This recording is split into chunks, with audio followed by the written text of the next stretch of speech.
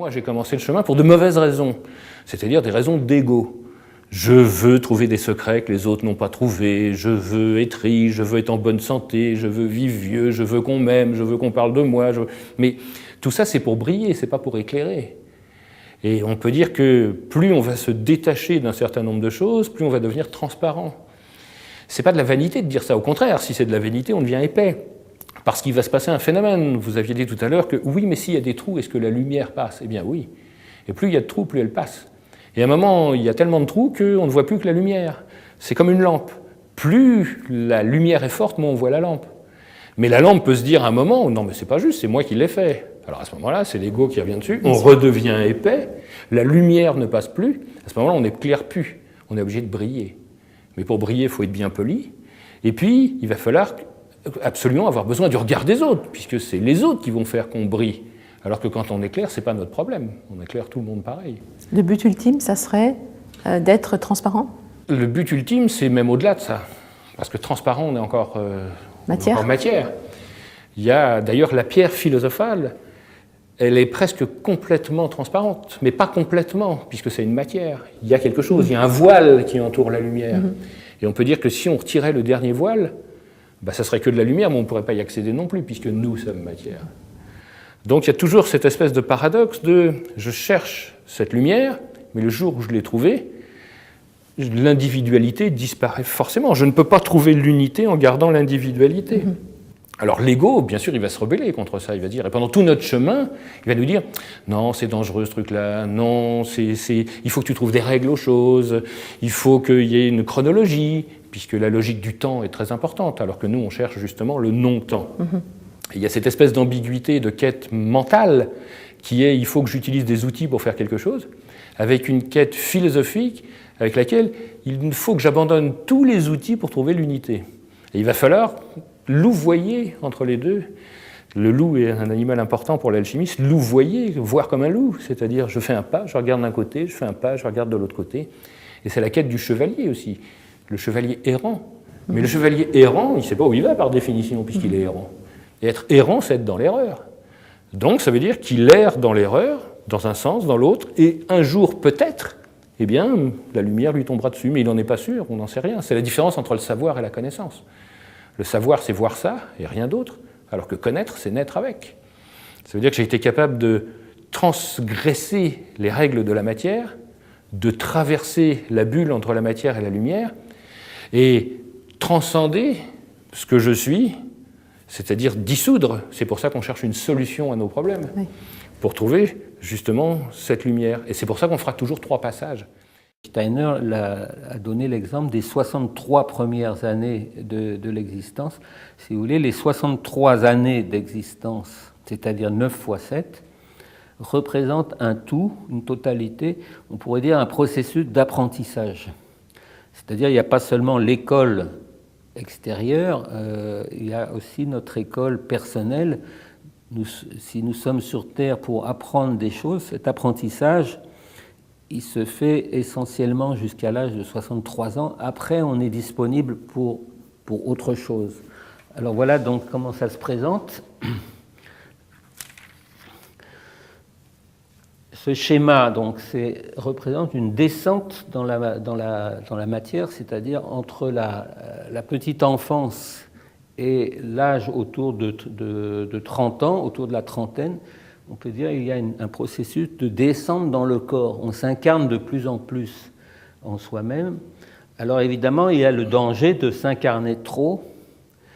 Et ce danger existe réellement, puisque beaucoup de choses dans le monde moderne ont tendance à nous enfermer dans la matière, ne serait-ce que la recherche du gain, par exemple. En fait, le but, c'est que quel que soit le métier que je prends, je transforme complètement ce métier jusqu'à en faire une expression de moi-même. Donc vous voyez, ce processus de descente montre comment je vais m'adapter à la nature, au monde sensible, mais je vais devoir y introduire aussi ces forces qui viennent de l'avenir. Alors on pourrait dire le courant qui va jusqu'au milieu, là, c'est le courant du passé. Alors on pourrait l'appeler le courant de la sagesse.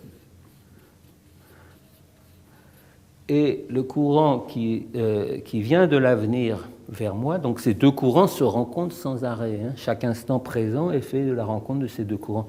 Et c'est pourquoi j'ai dessiné au milieu du tableau, là, ces deux courbes qui se rejoignent, qui forment comme une spirale. Le courant de l'avenir, c'est le courant de l'amour. Voilà, alors on pourrait dire la vie est faite de la rencontre permanente du passé et de l'avenir, c'est-à-dire de la sagesse et de l'amour. Pourquoi la sagesse en rapport avec le passé?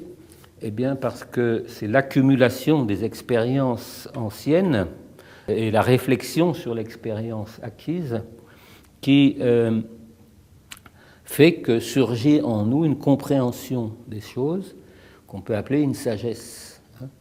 Bon, la sagesse, elle existe en fait aussi dans la nature, puisque si vous regardez le monde des insectes, par exemple, ils appliquent certaines lois très complexes. Dans chaque espèce animale, on peut voir qu'elle est parfaitement adaptée à son environnement.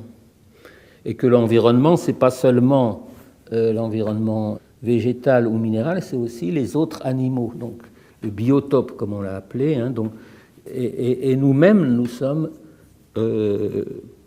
dépendants du milieu dans lequel nous vivons. Nous, notre biotope ne s'arrête pas à la famille ou au quartier dans lequel on vit ou à la nation même dans laquelle on est. Elle s'étend pour l'homme moderne, hein, de manière plus consciente pour l'homme moderne, à la Terre entière et on pourrait dire même maintenant au cosmos, d'autant plus que on commence à connaître physiquement un peu mieux les planètes qui nous entourent. L'enluminure s'adresse à toutes les hiérarchies de l'être.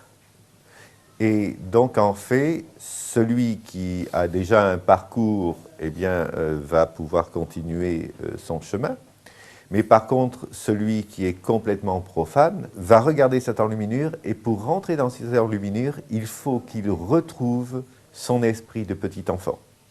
Alors les petits-enfants, qu'est-ce qu'ils font quand ils regardent un livre d'images? Ils vont s'attacher à un petit détail et ils vont, à partir de ce petit détail, se raconter une histoire. Et à partir du moment où ils se racontent cette histoire, ils rentrent dans une sorte de mémoire archétypale. Ils rentrent dans une sorte de symbole qui remonte à des temps mythiques oubliés chez cet enfant. Et donc un lecteur doit faire comme un petit enfant, il doit tout d'un coup s'abandonner, oublier tout ce qu'il a appris, et comme dirait Saint Jean de la Croix, obscurcir sa mémoire pour retrouver la mémoire première des choses. Alors il y avait deux sortes d'enlumineurs. Il y avait donc les enlumineurs qui étaient dans des monastères, et vous aviez les enlumineurs qui voyageaient. Et l'enlumineur qui voyage, eh bien, va adapter la forme extérieure de ces enluminures aux mentalités, à l'époque et au pays auquel il va s'adresser. Donc, en quelque sorte, pour un enlumineur, la forme extérieure n'a pas vraiment d'importance. Il y a quelque chose qui est immuable dans l'enluminure, il y a toute une science qui est véhiculée, mais cette science est immuable puisqu'elle est éternelle, mais en fait, un enlumineur est quelqu'un qui est dans son temps. Et donc, la forme extérieure va complètement changer selon les époques et selon les hommes à qui on va s'adresser. Et en fait, moi, je suis dans ce monde. Je ne vis pas dans un passé romantique ou lointain. Je suis effectivement dans notre société. Et mon rôle, c'est de recueillir toutes les petites lueurs de mes contemporains. Nous avons tous quelque chose à l'intérieur de nous qui est beau et qui ne demande qu'à grandir. Et donc je vais recueillir tous les témoignages, que ce soit de bonheur, de douleur, d'avancement spirituel ou autre. Et à partir du moment où je me retrouve seul devant mon parchemin, eh bien, j'utilise, comme je vous ai dit, la première couleur, c'est l'or que je passe. Et donc l'or, il y a deux façons de le poser, soit en feuille, mais moi je fais comme les anciens, l'or est en poudre. Et donc cet or, ce sont toutes des petites étincelles pour moi de lumière, et ce sont toutes les richesses et tous les témoignages que les contemporains ont faits et que j'ai reçus. Et donc je vais rassembler toutes ces petites lumières éparses et en faire une grande lumière sur un livre qui va être le témoignage de son temps. Une des premières choses que mon maître a fait, c'est de me montrer un livre de géométrie. Et il me dit, voilà ce livre, je l'ai reçu de mon maître et qui lui-même l'avait reçu de son maître, etc. Donc c'est un livre qui était très ancien. Et mon maître donc, a ouvert ce livre une seule fois.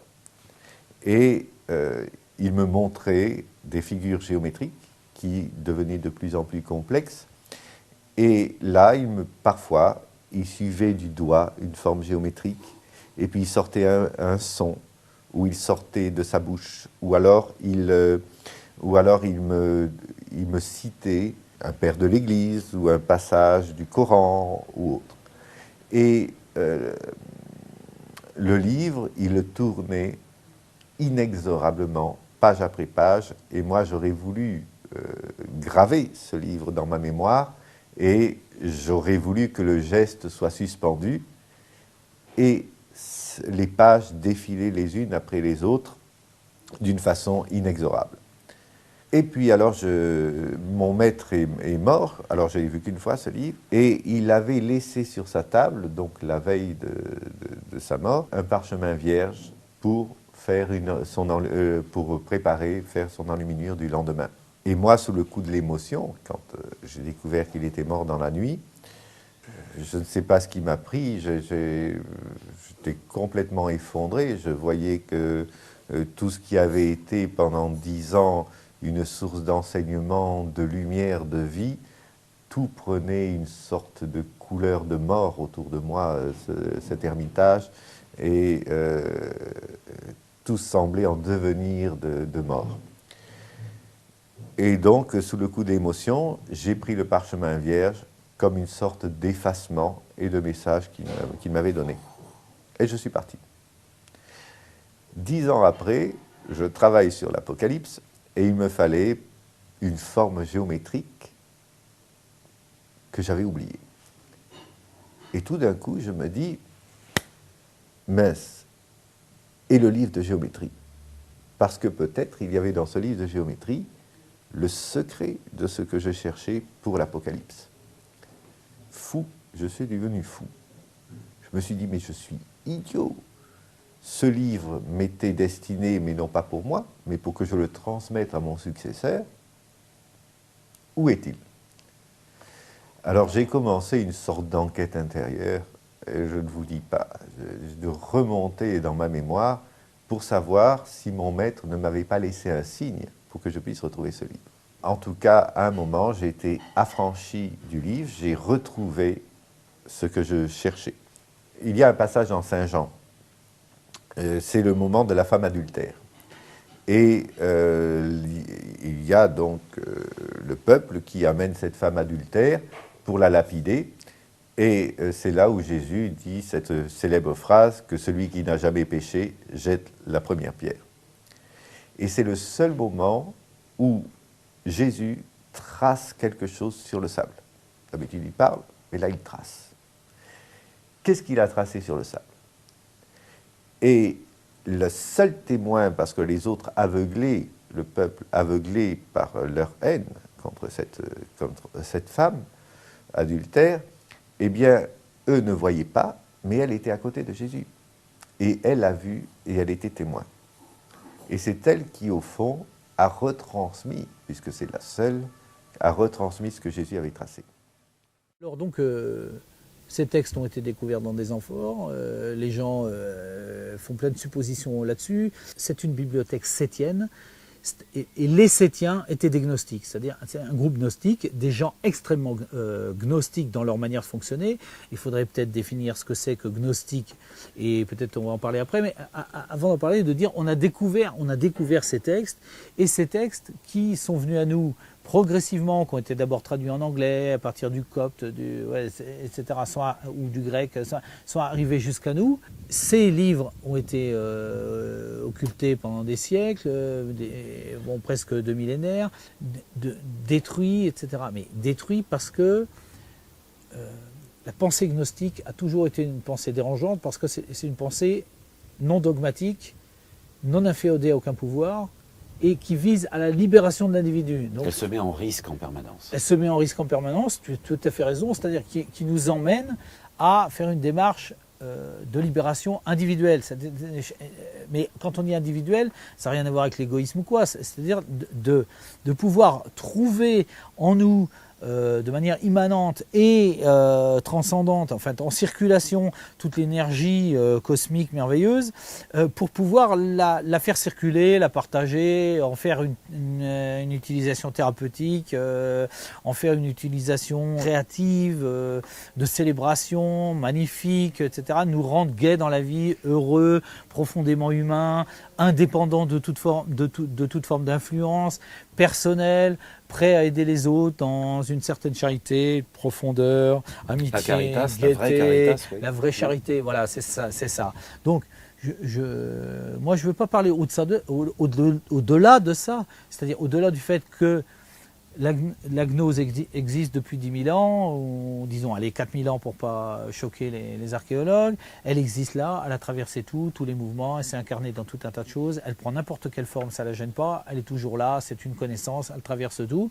Et tout d'un coup, elle fait irruption dans la moitié du XXe siècle, et donc jusqu'à maintenant, à travers des textes originels d'un groupe qui travaillait sur les mêmes choses que nous, il y a exactement 2000 ans. Enfin, voilà. Donc c'est ça qui nous intéresse, parce que ça apporte un témoignage extraordinaire de quelque chose que beaucoup de théologiens nous faisaient croire qu'il n'existait plus. Vous savez très bien quand on lit Saint Irénée de Lyon que l'évangile de Judas n'était pas censé exister, et bien d'autres évangiles, alors que ça c'est la démonstration même que ces évangiles et ces écrits existaient.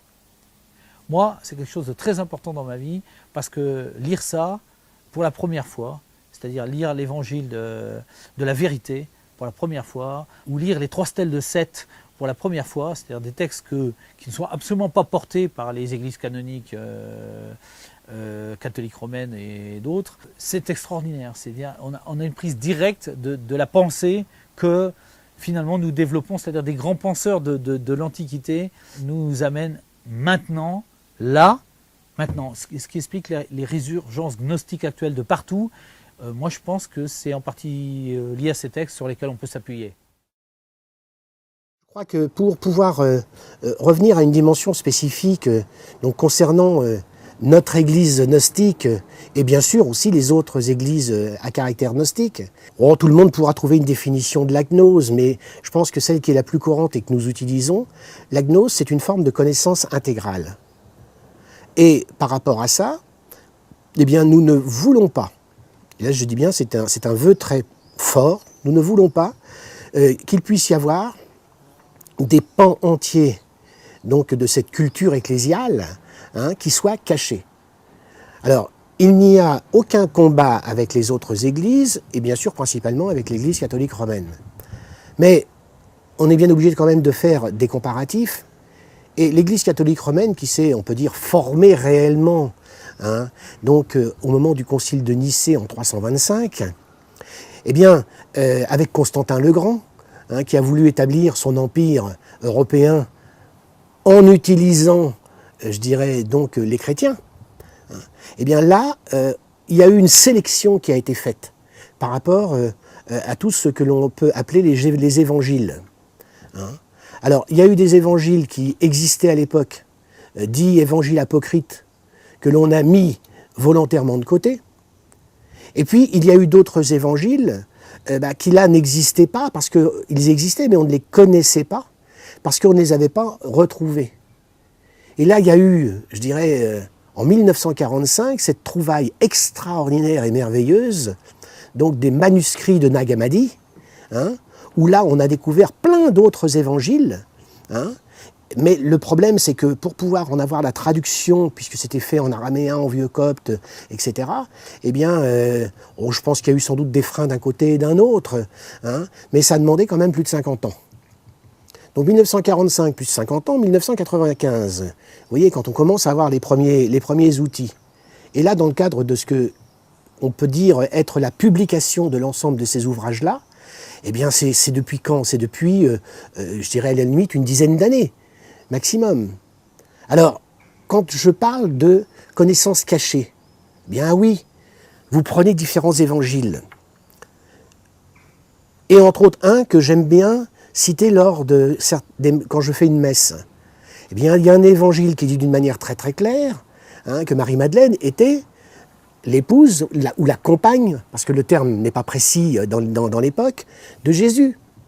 Qu'elle était son principal disciple. Qu'elle était aussi l'un des apôtres. Mais un des apôtres qui dirait être le 13e non reconnu. Alors, 13e non reconnu, pourquoi? Parce qu'elle était femme. Donc, vous voyez, des choses comme ça, je dirais, eh bien, il faut, je pense très sérieusement, que l'histoire ne soit pas celle qu'on a voulu nous imposer. Il faut que l'histoire soit réellement l'histoire. Et que chacun puisse, en fonction de ça, eh bien, se déterminer, avancer, travailler dans le cadre d'une élévation spirituelle totale. Mais il ne doit pas y avoir, je dirais, de blocage de la connaissance, donc de la gnose. Alors simplement un tout petit élément complémentaire, on a mis sur le dos de Judas. Judas était un parjure, c'est lui qui a trahi Jésus, etc., etc. Mais non, pas du tout. C'était tout simplement un accord entre Jésus et Judas, puisque sur, je dirais presque, on peut dire les ordres de Jésus, Judas donc a été dénoncé Jésus. Donc vous voyez, là encore, ce sont des phases historiques qui n'ont pu voir le jour qu'il n'y a qu'une dizaine d'années réellement dans le public. Alors, là voilà, nous travaillons dans cette dimension profonde. Le mot évangile, vous le savez, c'est évangélion, c'est une bonne nouvelle.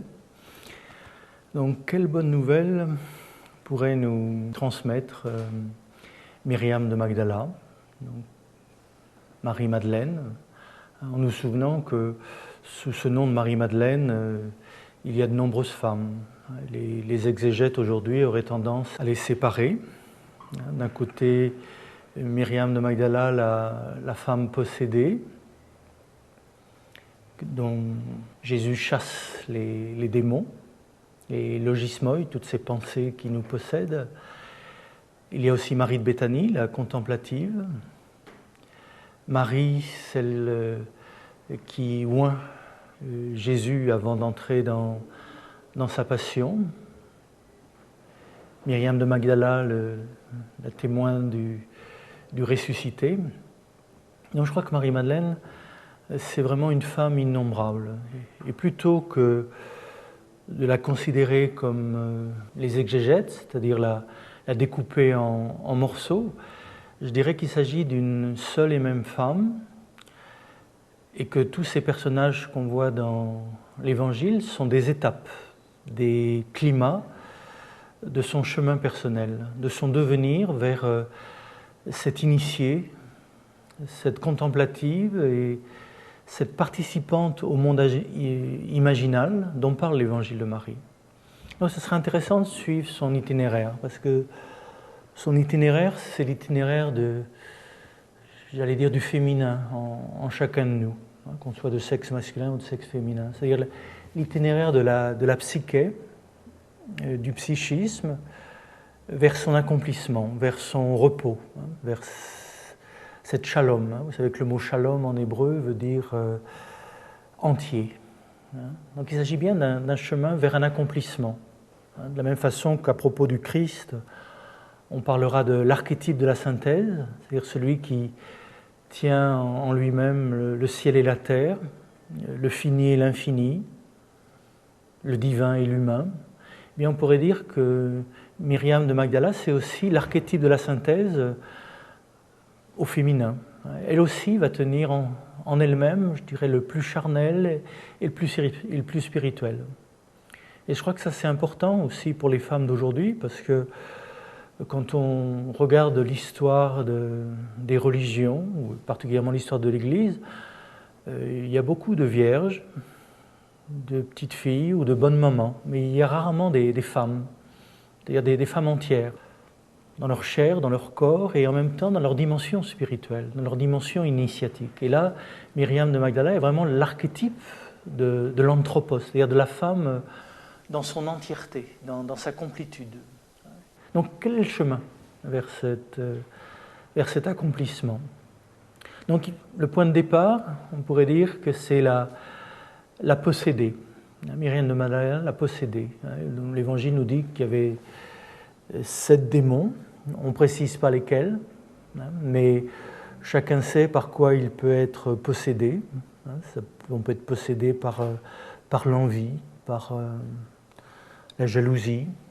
C'est-à-dire ces situations dans lesquelles on ne s'appartient plus à soi-même, on est l'objet d'un esprit, l'objet d'une pensée. Et je crois que Myriam, n'était pas l'objet de sa libido, comme on l'a quelquefois décrite. Je crois qu'elle était plutôt quelquefois l'objet de son impatience, de son impatience vis-à-vis des hommes quelquefois, de son ambition. Elle pouvait être possédée par sa colère, possédée. Par quoi est-ce qu'une femme peut être possédée? Il y a beaucoup de choses qui nous habitent, le ventre, le cœur, l'esprit aussi. Je crois qu'un de ces grands démons pouvait être la dépression, possédée par cette espèce de tristesse, de lassitude. C'est-à-dire qu'on est toujours possédé par ce qui nous manque. Que ce soit au niveau de l'envie, de la jalousie ou autre, il y a une sorte de manque en nous-mêmes, un manque de reconnaissance, et là, on est pris, je dirais, par l'image de ce qu'on aimerait avoir. Donc Myriam, dans une première étape, je dirais, peut venir nous rejoindre à ce niveau-là, où on est objet de son manque, de son impatience, de son attente, de sa tristesse, Et la rencontre avec Jésus, avec Yeshua, donc il y a une rencontre extérieure, mais je crois qu'il s'agit d'une rencontre intérieure, c'est-à-dire la rencontre avec je suis, c'est-à-dire la rencontre avec non pas seulement la psyché, mais cette psyché comme étant habitée par, je dirais, ce niveau ontologique, cette présence du pneuma, cette présence de l'esprit. C'est-à-dire que là, elle devient sujet. Elle n'est plus objet de ses passions, elle est le sujet de ses passions. C'est-à-dire qu'elle ne perd pas du tout sa vie émotive, sa vie passionnelle, sa vie de désir, mais elle n'est plus objet de ses désirs, elle n'est plus objet de ses pulsions, elle n'est plus objet de ses passions, elle n'est plus possédée. Elle devient sujet. Jésus lui a redonné un centre. Elle est redevenue « je suis ». Elle a retrouvé son humanité, on pourrait dire, en tant que sujet. La présence de Satan est l'occasion de manifester la gloire de Dieu et le triomphe de Dieu, deuxième personne de la très sainte Trinité, Jésus-Christ, en quelque sorte, sur la chute, qui sera évitée grâce à sa résurrection. J'évoquais tout à l'heure Lucifer. Lucifer, soit par orgueil, soit par amour, soit par envie, en quelque sorte, d'être comme Dieu, va chuter. Il va se trouver devenir, effectivement, le prince de ce monde. Alors, bien sûr, c'est Lucifer, c'est ce qui précède, en quelque sorte, les conséquences de la chute, et après les conséquences de la chute, il devient, puisque le monde a chuté, le prince de ce monde. Et avec le prince de ce monde, venant donc dans le monde, il y a le retrait de l'Esprit Saint. À propos de la troisième tentative de tentation du Christ au désert, le prince de ce monde est reconnu par le Christ comme étant, Lucifer, comme étant le prince de ce monde. Le monde lui appartient. Le Christ ne dit pas « non, ce royaume n'est pas à toi ». Il lui dit « retire-toi de moi, Satan ». De même que en Jean 14, verset 30, le Christ précise effectivement que le prince de ce monde vient, ajoutant « mais il n'a aucun pouvoir sur moi ». Les choses vont souvent par trois d'ailleurs, c'est très intéressant dans le cadre de la méthode exégétique. Et la troisième fois où cette notion de prince de ce monde va se manifester dans le cadre du Nouveau Testament, ce sera lorsque le Christ dira, lors de ce faux, méchant et exécrable tentative de procès qui lui sera fait, « Mon royaume n'est pas de ce monde ». Donc il n'y a aucune contestation sur le fait qu'il existe, pour le prince de ce monde, effectivement, temporairement, et ce sera la grande lutte, en fin de compte, dans le cadre de l'histoire de la rédemption, sur lequel les théologiens et les pères vont beaucoup écrire, comment est-ce que le prince de ce monde a cherché à duper le Christ, mais qu'il n'y est pas parvenu, et comment le Christ, à chaque fois, parvient à exorciser toujours les situations qui ne sont pas des situations de tentation, mais qui sont des tentatives de la part du prince de ce monde, disons, d'empêcher la rédemption de s'accomplir. Le prince de ce monde existe toujours. Il n'a pas disparu. Nous ne sommes pas dans l'Apocalypse, même si l'Apocalypse n'a pas à être lu d'une façon historique, systématiquement, avec une chronologie du temps. Nous ne sommes pas encore dans cette situation, mais il est vrai que le prince de ce monde demeure. Il aura toujours le même pouvoir tant que l'homme, à titre personnel, n'aura pas choisi. Bon, quand j'ai commencé à travailler dans ces foyers Rives du Rhône, donc à monter ces foyers, puisqu'on m'appelle le fondateur, j'étais philosophe. Après une année de travail avec les toxicomanes, donc à l'époque c'était des toxicomanes, beaucoup d'héroïnomanes qui revenaient de Katmandou, qui revenaient donc des zones, c'était encore l'après 68, encore assez rapproché, donc on avait beaucoup comment on les appelait, des grands toxicomanes qui arrivaient. Donc après une année de travail auprès de ces jeunes, je me suis dit, mais qu'est-ce que tu fais comme philosophe ? Toi, tu n'es pas éducateur social, qu'est-ce que tu fais comme philosophe avec ces toxicomanes-là? C'est pas possible. Et je voulais quitter ce travail. À un moment donné, je me suis ressouvenu finalement de la philosophie. Je me suis dit, mais la philosophie, ça doit servir à quelque chose. Je me suis ressouvenu de Socrate, qui, à travers sa maïeutique, à travers sa philosophie ambulante, hein, il n'était pas tellement dans une académie, donc essayait de convertir les jeunes à se connaître eux-mêmes. Donc, et cette phrase de Socrate, elle a résonné de manière très opérative dans mes oreilles. « Connais-toi toi-même et tu connaîtras l'univers et les dieux. » Donc, c'était devenu évident à partir de cette révélation, comme ça, spontanée, c'était devenu évident pour moi que si on ne se connaît pas, on ne peut pas trouver le sens de la vie. C'est-à-dire qu'on ne peut pas comprendre les rapports de notre personne avec les autres, avec l'univers, avec les dieux. Et la question se pose alors de manière implicite chez n'importe quel enfant, chez n'importe quelle personne, qu'est-ce que je fous sur cette terre? Vous comprenez? Donc, la deuxième démarche a été celle-ci, c'est que la connaissance de soi-même ne peut s'obtenir, et ça c'est pas moi qui le dis, c'est dans la pensée traditionnelle, ne peut s'obtenir que par l'initiation. Pourquoi? Parce que l'initiation, cette grâce extraordinaire de révéler le germe qui est en chaque homme. Donc quelqu'un qui n'est pas initié dans la perspective traditionnelle est comme un germe qui reste sous la terre. Alors que quelqu'un qui est initié, ou qui veut s'initier, ou qui s'initie, est comme un germe qui s'ouvre. C'est ce qu'on appelle un retournement, une métanoïa. Il change d'élément, ouais, qui monte en tige, qui part en feuille, qui part en fleur, qui part en fruit. Voyez.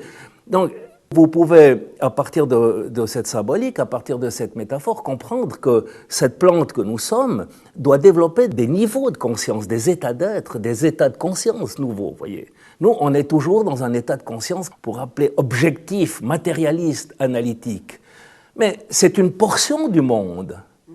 Voyez, il y a des possibilités infinies en chaque être de découvrir autrement le monde. Or, les toxicomanes, qu'est-ce qu'ils ont fait à travers leur prise de drogue? C'est d'essayer de catalyser ces états de conscience de manière un peu artificielle, on pourrait dire. Hein. Donc le résultat, vous le connaissez, il est catastrophique. Donc mon idée, ce n'était pas du tout de supprimer ces états de conscience, mais c'était de les développer par la connaissance de soi, par l'initiation qui remplace la drogue, qui remplace les substituts médicaments, qui remplace les psys à la limite, qui remplace, etc. Ouais, voyez, je ne veux pas les embêter, etc., etc. Voilà.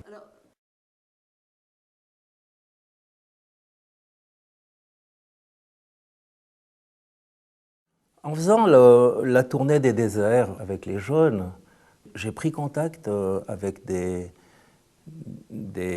systèmes initiatiques, soit chez les Touaregs, soit chez les Berbères, en islam, etc. Donc on a fait le tour de la Méditerranée à pied, donc on est parti de Pission, et est allé jusqu'à Compostelle, oui, celui-là. Celui-là, entre autres. Et puis aussi celui-là, mais surtout celui-là. Et oui. puis, donc, on a traversé le Maroc, le Mali, la Mauritanie, l'Algérie, l'Égypte, tout ça à pied, avec des jeunes. Donc, pendant cette traversée, on a découvert des choses absolument extraordinaires. C'était en fait un pèlerinage qu'on était en train de faire. Moi, j'ai beaucoup travaillé thérapeutiquement dans les déserts. J'ai beaucoup travaillé dans les déserts et en marchant. Il me semble que ça a beaucoup plus de valeur que dans une institution. Donc j'ai été un directeur heureux parce que j'ai pu marcher. Vous voyez, on ne m'a pas embêté, on m'a laissé marcher avec ces jeunes pourvu que les résultats soient positifs. Voilà. Alors, tout ça m'a ouvert à l'anthropologie.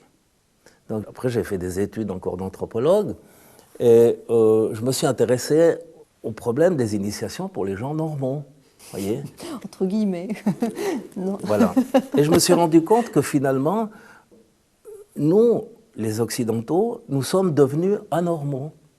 Parce que depuis le début des temps, et pour quasiment l'ensemble des territoires du monde entier, on pratique l'initiation et on a pratiqué l'initiation. On est la seule civilisation à plus pratiquer l'initiation. Ouais. Vous comprenez, c'est terrifiant.